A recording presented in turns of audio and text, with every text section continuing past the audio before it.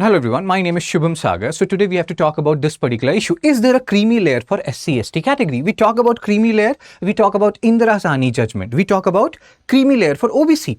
So there is one question. We have creamy layer for how many categories? The answer is 1, OBC. The other question people ask is EWS not a creamy layer category? We'll try to understand this. There is a concept of inclusion and exclusion, like concept based on inclusion, concept based on exclusion. We'll talk about all of these things. Let's go one by one. There are some very tricky terms in this particular article which appeared in The Hindu on this particular date, which you can see here. I will show you 7th August 2026. I will show you the article in just a moment.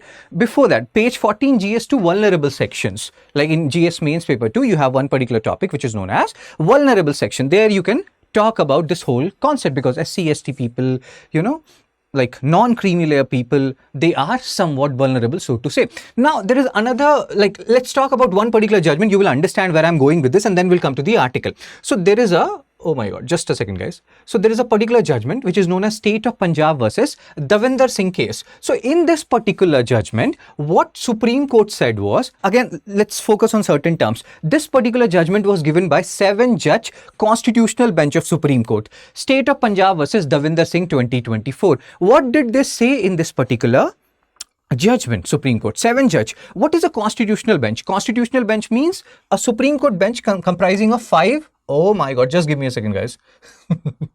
So 5 or more judges, that is a constitutional bench. If it is 5 or more judges, at least 5. It's a constitutional bench. So 7-judge bench, they gave this verdict. They are saying that just like we have a creamy layer category in OBC, similarly, we should have creamy layer category for SCs and STs as well. And here, basically, because it was Punjab, where you have more SCs than STs, so they were talking about, and Supreme Court said that, yes, states have the power to subcategorize SCs and STs within the reservation quota. Again, Supreme Court also said that there are certain communities which has taken more advantage within SCs and STs, which has taken more advantage of this benefit. So, subcategorization can be done.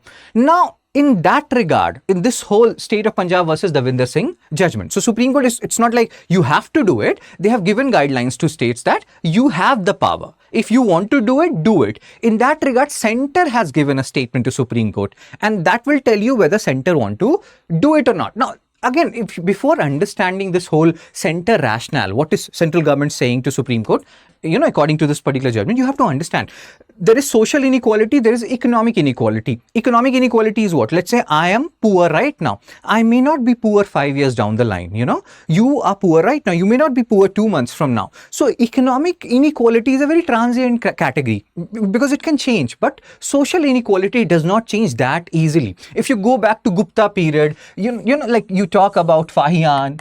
He came during the period of Chandragupta II, and there he talked about how when Doma, Chandalas, Badhataus, these were the so-called lower categories, Domas, Chandalas, Badhataus, when they were entering a particular city, they have to strike the gate with a wood. So that shows, and even now, if you talk about Safai Karmchari Andolan, it's an organization. They talk about manual scavenging, where people enter into septic tanks and they clean it. How many people? Most of the people belong to SC/ST categories. So that is what central government is saying in this particular, rationale, a reply that SC/STs, when you talk about SC/ST reservation, they are more than economic, like justice. We talk about social justice. Government, and that's why central government is not very keen to apply this creamy layer concept to SC and ST. And see the rationale here, that's what we are talking about. Purpose of reservation is to remove historical discrimination, ensure social justice, and uplift marginalized communities. Right now there is a talk, whether reservation should stay or reservation should go. I'm neither for nor against, and I have no opinion on it. I am a Brahmin. I'm just telling you these things so that you can understand. It's not like, okay, maybe he takes reservation, that's why he's saying these things. No, I did not take reservation, but I'm not pro, not anti. I feel like there are some communities, as we have discussed, manual scavengers. They will keep becoming manual scavengers if you don't provide.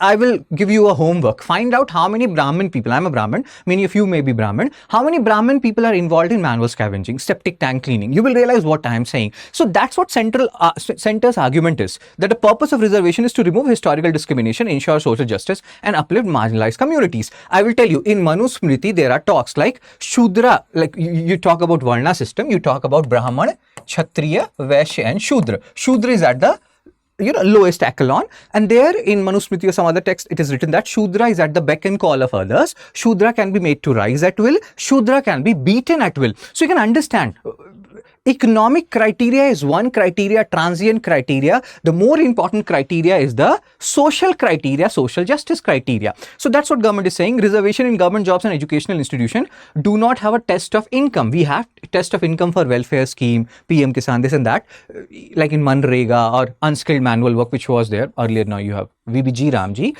Any change in reservation policy should be made only after a detailed socio-economic study. That's what government is saying. That government is not that happy applying creamy layer concept in SC and ST. You can understand from this whole argument which is going on. Debate became important after Supreme Court judgment in State of Punjab versus Davinder Singh case. Do remember, they can directly sometime ask you what this particular case deals with, State of Punjab versus Davinder Singh case. Center has a post introducing the creamy layer in SC/ST reservation. Please remember, this is not a mandatory guideline. This constitutional bench judgment, 7-judge constitutional bench judgment under State of Punjab versus Davinder Singh is not a mandatory guideline. These are just directions to states and center is not very enthusiastic about implementing it. That's what you can understand from the whole discussion which is going on here. Creamy layer. So now, the other question. Many people are like, sir, why we talk about that creamy layer is only there in OBC? Now, even in general, we have EWS. Please understand, creamy layer is a exclusion category.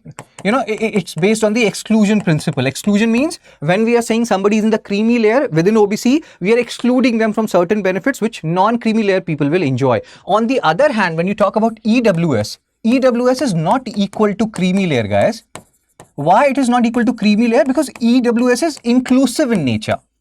Here you are talking about if you belong to a certain economic bracket, you will lie under EWS and you will avail certain reservation benefits. So EWS is inclusive in nature. On the other hand, creamy layer is exclusive in nature, and that's why they are not same. Sometimes people become confused that no, we have creamy layer concept in both general as well as OBC. We just have right now, even after the Davinder Singh judgment, we only have creamy layer concept in OBC or among OBC. So do keep that in mind. This creamy layer concept among OBC emerged from this Indira Sahni versus Union of India judgment. Hope you are understanding this article, what this article is talking about. A very fascinating article which will make you understand so many things in so many different ways.